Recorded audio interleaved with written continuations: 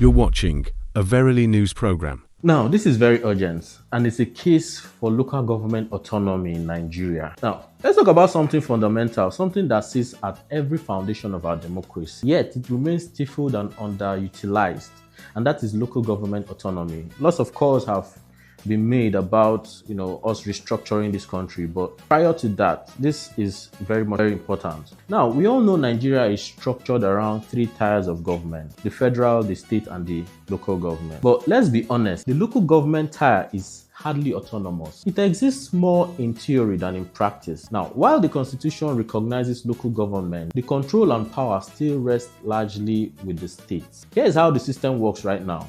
Now, local governments receive their funds from the federal government, but those funds don't go directly to them, that's to the local government. Instead, they are funneled through what's called the State Joint Local Government Account, controlled by state governments. Now, this account has become a chokehold. Governors often delay or manipulate disbursements. In many cases, they even dissolve elected councils and install caretaker committees, something that has been widely abused. But in July 2024, the Supreme Court of Nigeria delivered a landmark judgment.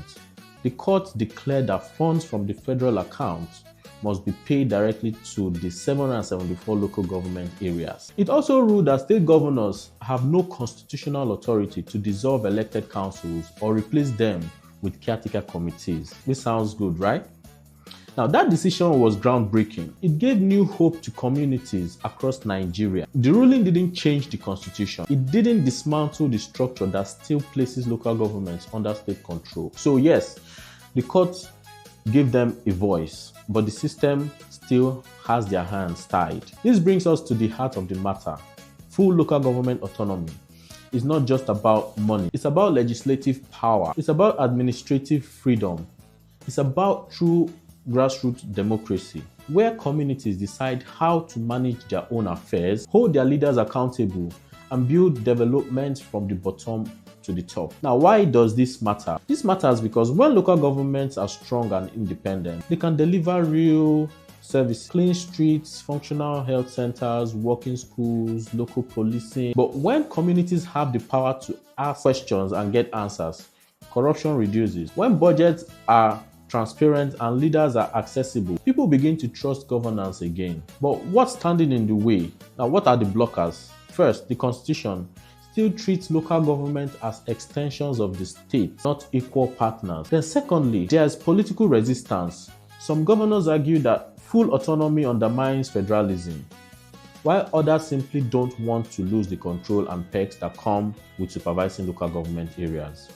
Now, thirdly, even with the Supreme Court's judgment, enforcement remains a challenge. A judgment is not self-executing, so we need implementation. And for that, we need a collective push from citizens, from lawmakers, from civil society. So what do we do? First of all, we start with the lawmakers, those in the National Assembly and state houses of assembly. They must initiate a constitutional amendment that enshrines true local government autonomy. That means giving local governments legislative authority, administrative control, and direct access to their funds without interference of whatsoever. Then we turn to the executive. Both local, federal, and state leaders, they must comply with court ruling and ensure elected councils are in place, not caretaker committees. The judiciary too must keep watch, ready to enforce this ruling when violated. Now, civil society groups, activists, and the media like Verily News have a role to play as well. We must track how local government funds are received and spent. We must expose violations. We must educate the public on why this matters. And you, the everyday citizen, you have a part in this as well. Get involved in your local government. Ask critical questions. Attend meetings. Demand to know how your community funds are used.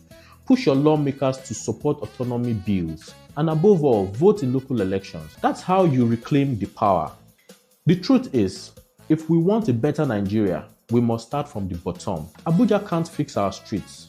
Only your local council can. But they need to be free to act. And they can't be free until the system changes. So this is the moment to act. Let's not wait for another court case or another crisis. Let's organize, mobilize, and push for constitutional guarantee of full local government autonomy. Not just for the sake of governance, but for the sake of democracy itself. Because when the grassroots is empowered, the nation thrives. Thank you.